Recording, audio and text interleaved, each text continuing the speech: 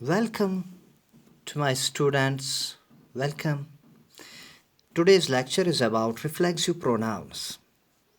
As you know, pronoun is a word which substitutes for a noun.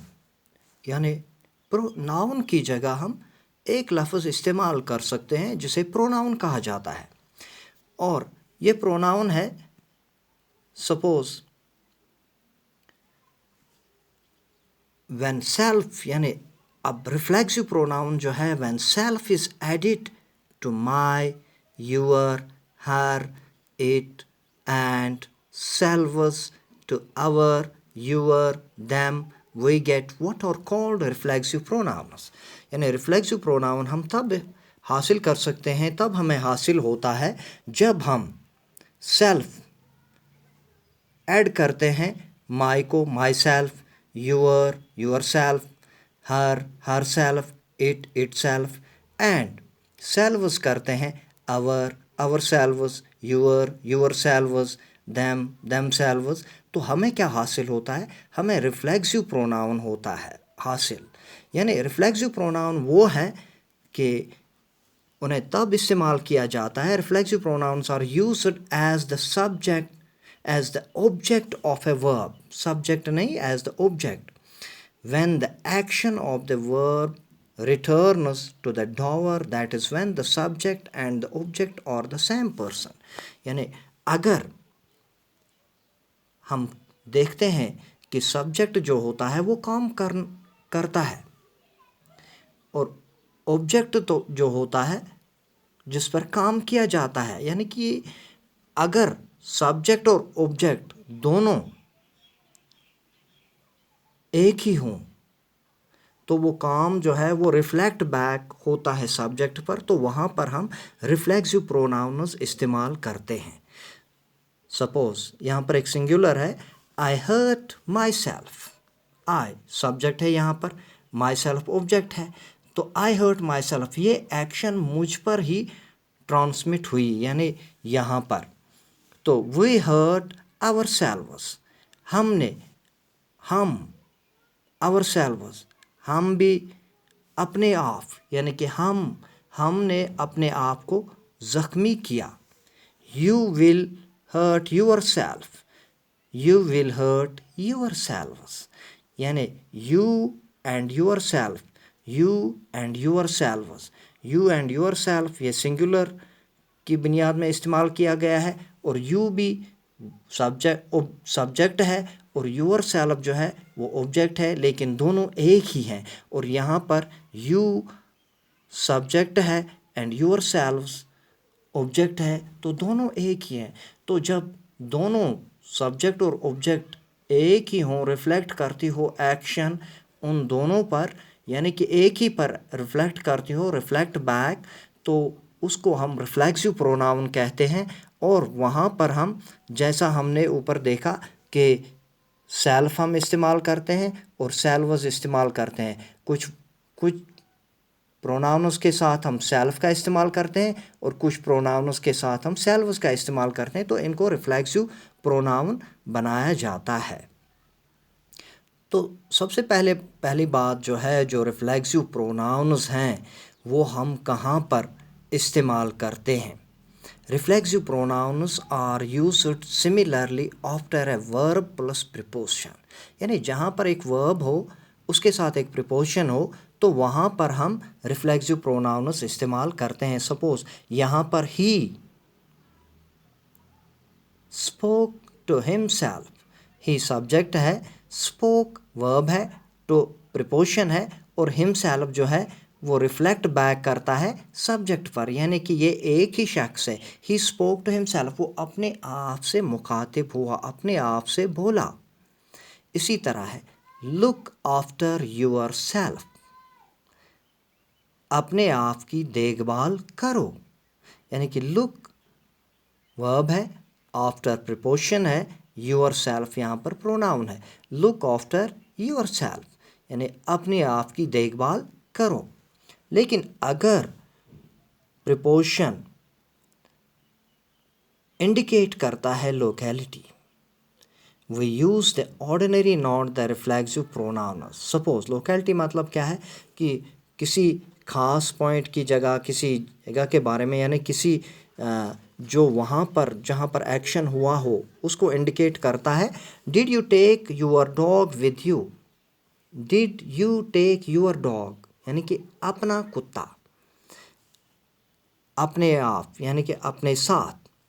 They put the child between them यानी कि ये उनके दरमियान जो इंडिकेट करता है, इसी को लोकेलिटी कहते हैं. यहाँ पर जो इंडिकेट करता है यहाँ पर कि दे put the child between them, उन्होंने अपने दरमियान में बच्चे को रखा.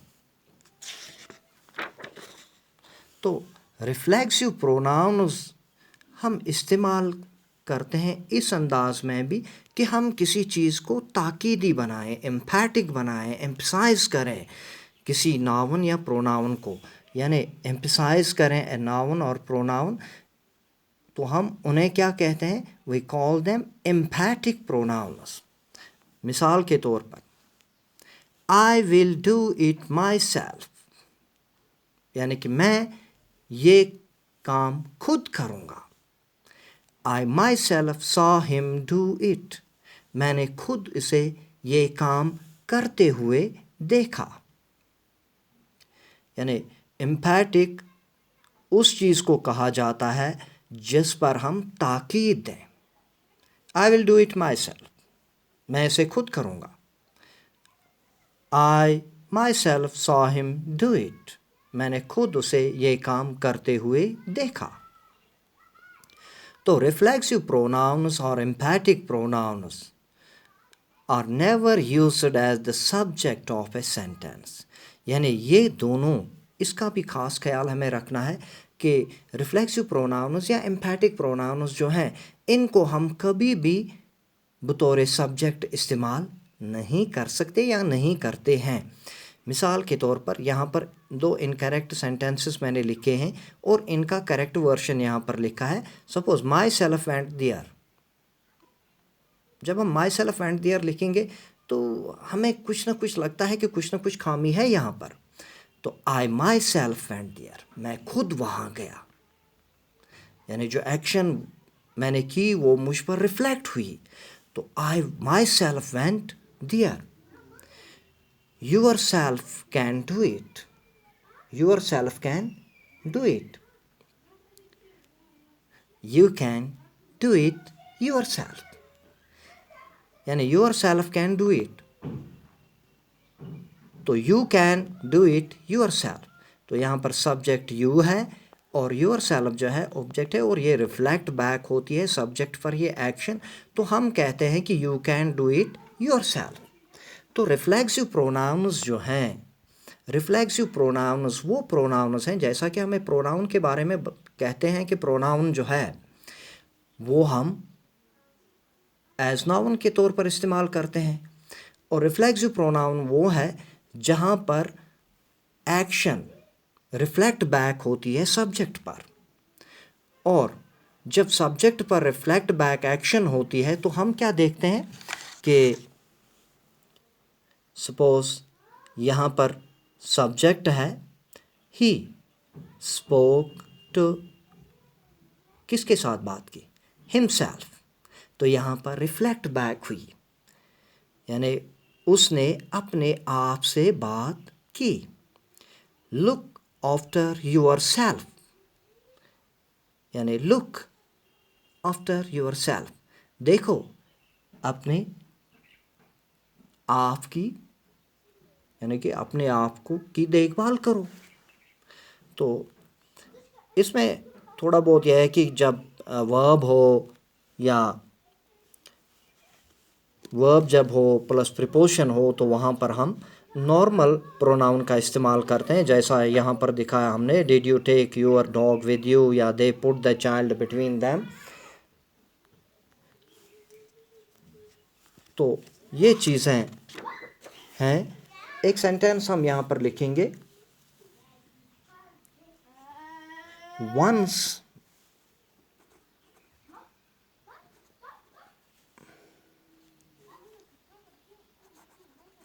one's duty should be done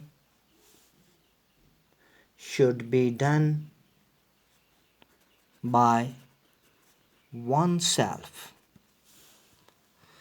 One's duty should be done by oneself. यानी कि जिसका जो काम हो, जिसका जो फ़र्ज़ हो, उसको वो निभाना पड़ेगा। तो यहाँ पर जो है कि जो हम रिफ्लेक्सिव प्रोनाउंस के बारे में जो हमने देखा, तो हम प्रोनाउंस के साथ जब हम सेल्फ या सेल्व्स इस्तेमाल करते हैं तो उनको हम रिफ्लेक्सिव प्रोनाउन बनाते हैं। और रिफ्लेक्सिव प्रोनाउन यही है कि जहाँ पर रिफ्लेक्ट बैक होता है एक्शन सब्जेक्ट पर, और वही रिफ्लेक्ट बैक उसको इंडिकेट करने के लिए हम रिफ्लेक्सिव प्रोनाउन का इस्तेमाल करते हैं। Thank you.